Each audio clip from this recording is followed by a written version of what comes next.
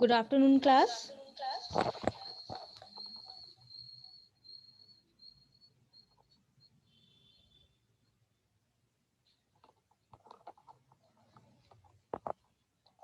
अब मैं आप लोगों से कुछ क्वेश्चंस पूछूंगी और जिस किसी को भी उसके आंसर्स आते होंगे वो चैट बॉक्स में उसका आंसर मुझे देंगे.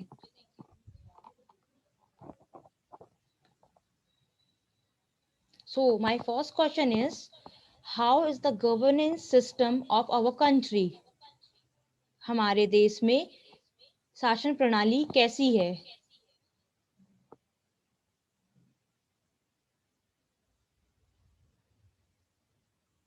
अंशुल.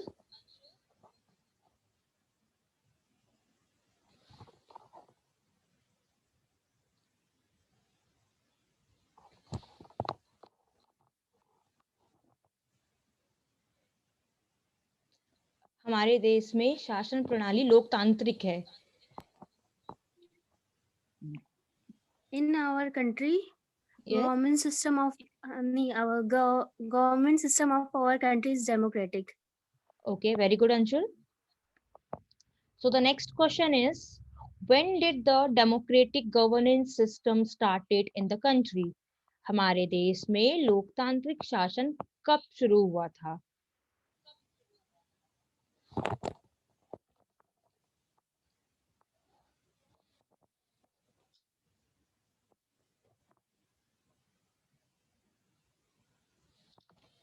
Yes, अपने आप को आप लोग. हाँ.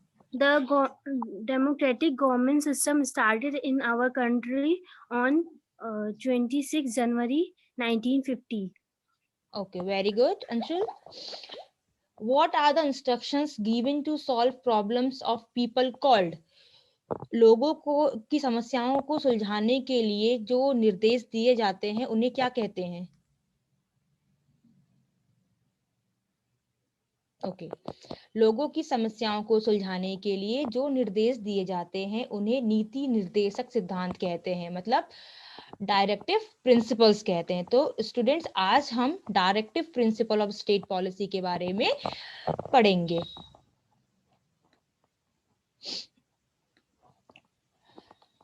Who directs our action in the class? कक्षा में हमारी गतिविधियों को कौन डायरेक्ट करता है या कौन देखता है? Teacher direct our action in the class. Very good, Anshul. Teacher directs our action in the class. Next is, who direct the duties of teacher in the class? Sorry, in the school. The principal direct the duties of teachers in the school. Very good, Anshul. The principal directs the duties of teachers in the school. Now, history. The history of directive principle. The concept of directive principles of state policy was borrowed from the Irish Constitution. जो नीति निर्देशक सिद्धांत का जो concept है वो आपका Irish constitution से लिया गया है. The makers of the Constitution of India was influenced by the Irish nationalist movement. और जो वहाँ के सिद्धांत निर्माता थे आयरिश के, उन्होंने आयरिश राष्ट्रवाद आंदोलन के तहत इस सिद्धांत को लागू किया. The principles have been inspired by the directive principles given in the Constitution of Ireland and also the principles of Gandhism and related to social justice, economic welfare, foreign policy and legal administrative matters. और ये जो सिद्धांत बनाए गए नीति निर्देश सिद्धांत Ireland के संविधान से, उसमें Gandhism, social justice, economic welfare, foreign policy और लीगल एडमिनिस्ट्रेटिव मैटर्स को देखते हुए सिद्धांत बनाए गए. Definition. The directive principle of state policy are guideline to the central and state government of India to be kept in mind while framing laws and policies.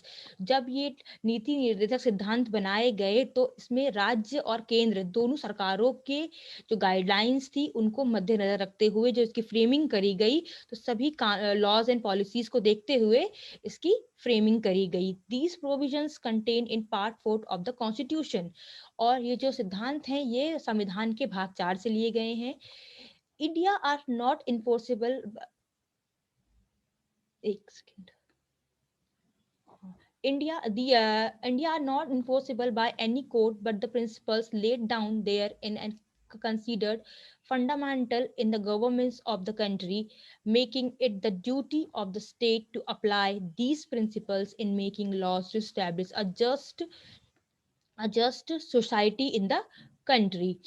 और जो ये सिद्धांत लिए गए थे, कोई भी कहीं पर भी ऐसा कोई बाध्य नहीं है, कोई भी कोर्ट या कुछ, कि आपको हाँ अपना हर एक राज्य अपने राज्य पर ये सिद्धांत लागू कर सकता है, बट ऐसा कोई कोर्ट की तरफ से कोई इतना बाध्य आदेश नहीं है कि आपको ये सिद्धांत लागू करने हैं, पर हर एक राज्य का मंत्री अपने राज्य पे ये सिद्धांत लागू कर सकता है, जिसकी वजह से जो वहाँ की जो शासन व्यवस्था होगी वो अच्छे से चलेगी।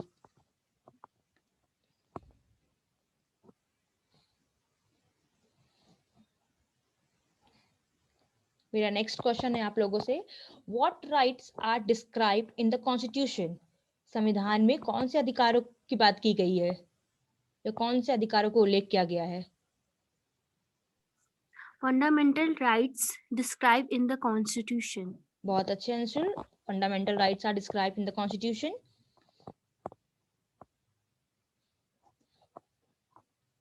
What is the importance of fundamental rights in our life? मौलिक अधिकारों का हमारे जीवन में क्या महत्व है? राखी, आप बताएंगी? राखी, आपको मेरी आवाज आ रही है? Yes ma'am. हाँ, बताएंगी आप कि मौलिक अधिकारों का हमारे जीवन में क्या महत्व है? मैम, फंडामेंटल्स के राइट के ही अकॉर्डिंग हम अपने जो लाइफ है उसको चलाते हैं, उसी के हिसाब से हम काम करते हैं, जिससे दूसरों के राइट्स का वायलेशन ना हो पाए।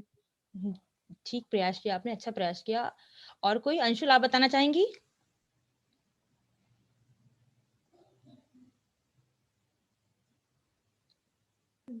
फंडामेंटल राइट्स जो होते हैं वो बेसिक राइट्स दिया जाता है हमें, जिससे हम इजली अपना लाइफस्टाइल जी सके। ठीक है, बहुत अच्छे। अब आपके आते हैं इंपॉर्टेंस ऑफ डायरेक्टिव प्रिंसिपल्स, कि इनके क्या इंपॉर्टेंस होते हैं, डायरेक्ट नीति निर्देशक सिद्धांत के क्या महत्व होते हैं। तो these principles are directives for the state. ये जो सिद्धांत बनाए जाते हैं ये राज्य के स्तर पे बनाए जाते हैं। Lay down the foundation of economic democracy, आर्थिक लोकतंत्र की नींव रखना। These are measuring roads to judge the achievements of the government, सरकार की उपलब्धि को आंकना। They establish welfare state, कल्याणकारी राज्य की स्थापना करना। These are fundamental in the governments of the country, देश के सरकारों के मौलिक अधिकारों की रक्षा करना। These principles supplement fundamental rights, guiding principle for court के लिए मार्गदर्शन सिद्धांत। They bring stability and continuity in state policy, राज्य में स्थिरता और निरंतरता लाना।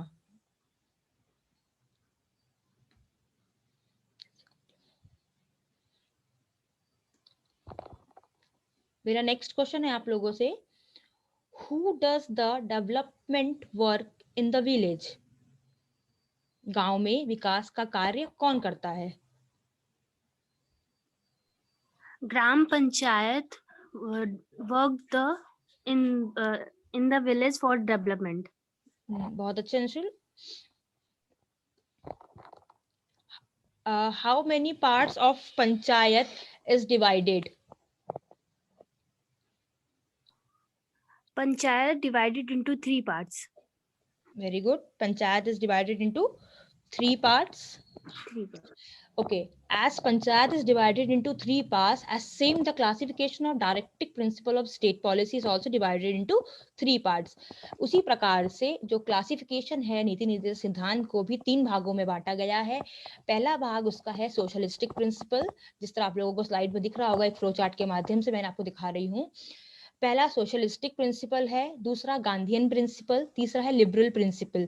सोशलिस्टिक प्रिंसिपल आपका आर्टिकल 38, 39, 39A, 41, 42, 43, 43A और 47 के अंडर में आता है।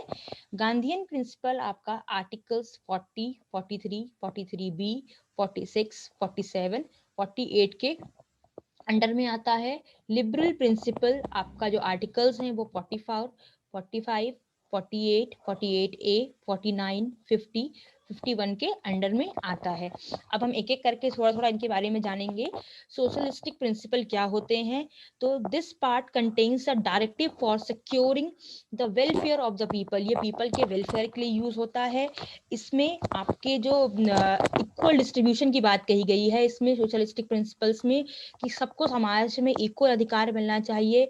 ये सिद्धांत बनाया गया कि जितने भी लोग हमारे समाज में हैं सबको अपने अपने राइट्स मिलने चाहिए, इक्वल राइट्स मिलने चाहिए, और बच्चों को बेस्ट एजुकेशन मिलनी चाहिए, यूथ को अच्छी ऑक्यूपेशन मिलनी चाहिए।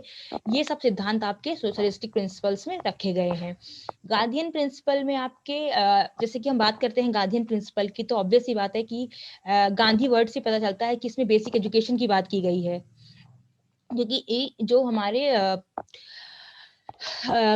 फिलॉसफी में है वो ये है कि गांधी जी ने बेसिक एजुकेशन पे बहुत जोर डाला है। तो इस सिद्धांत पे हमने ज्यादातर बेसिक एजुकेशन की बात की गई है कि जो इसकी गाइडलाइंस बनाई गई वो हमने ऑर्गेनाइजेशन ऑफ विलेज पंचायत के उस पे बनाई गई। Prohibition of intoxicating drinks to provide free and compulsory education to every childrens, and all children up to age of 14 they are required to get education for free.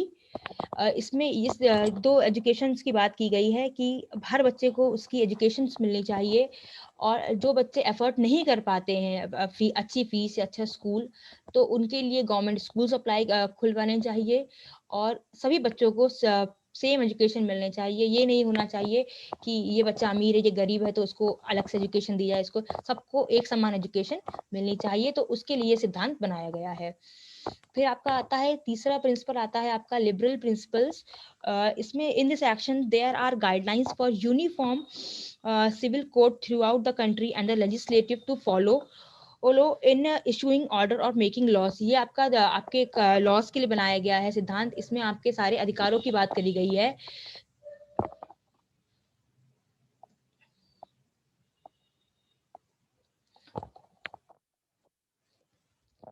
अब मैं आप लोगों से कुछ क्वेश्चंस करूंगी, और जिस किसी को भी उसका आंसर आता होगा तो वो अपने आप को म्यूट करके उसका आंसर मुझे दे देगा।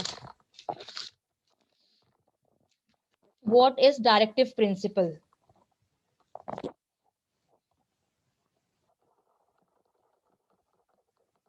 Any one of you? What is directive principle?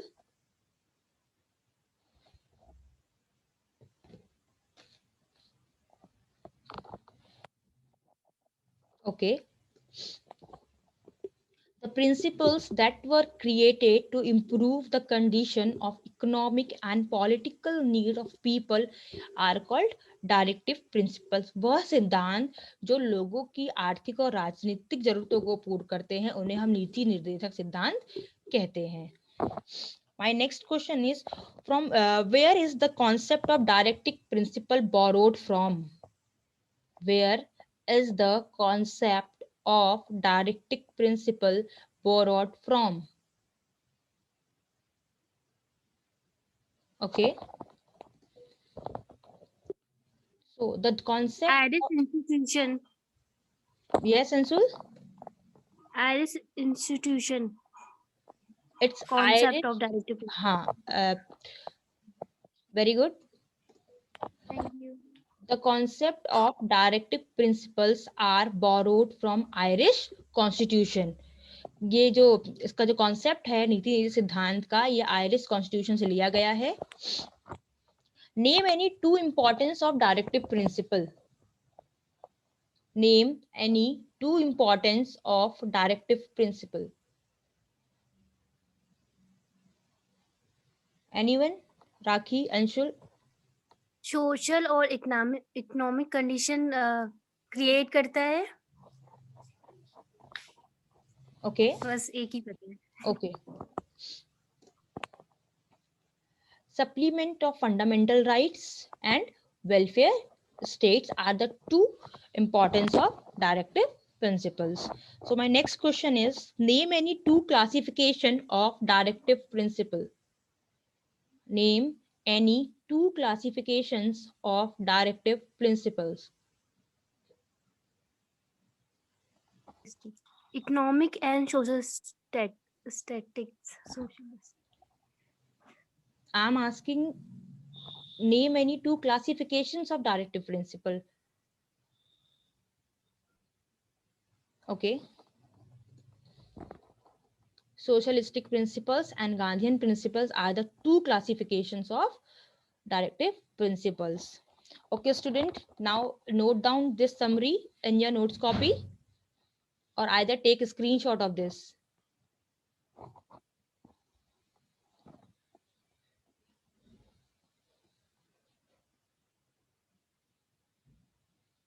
Note it down.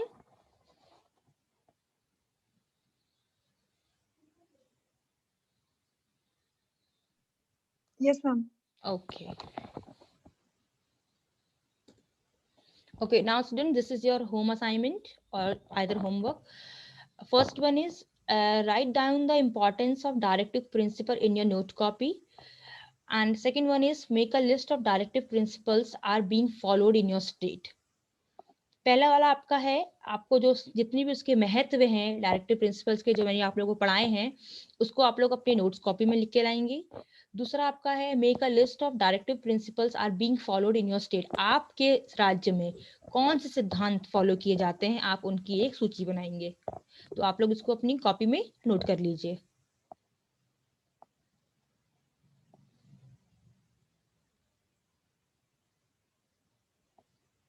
आप लोगों ने नोट कर लिया सभी ने? Yes, ma'am. Okay. Okay. Thank you, class.